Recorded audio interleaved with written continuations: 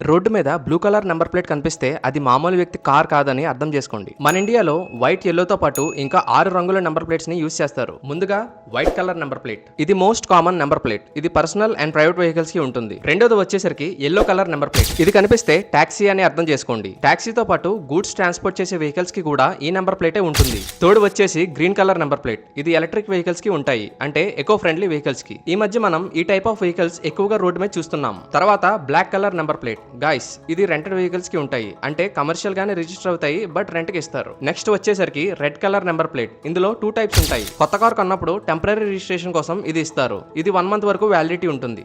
ఇంకో టైప్ ఇది, దీని మీద అసలు నెంబరే ఉండదు, జస్ట్ అశోక సింబల్ ఉంటుంది. ఇది ప్రభుత్వ నాయకులు like president and vice president use చేస్తారు. Next blue colour number plate, guys ఈ blue colour number plate foreign diplomats కి ఇస్తారు, అంటే బయట దేశాల ఎంబసీల్లో పనిచేసే వాళ్ళకి ఇది ఇస్తారు. And last number plate starting లో ఇలా యారో ఉంటే అది డిఫెన్స్ వాళ్ళ వెహికల్ అని అర్థం చేసుకోండి. అది ఆర్మీ ఇంకా నేవీ వాళ్ళ వెహికల్ అయి ఉండొచ్చు. ఆగండి, వీడియో చూసిన వాళ్ళు ఒక్క లైక్ కొట్టి ఛానల్ ని సబ్స్క్రైబ్ చేయండి.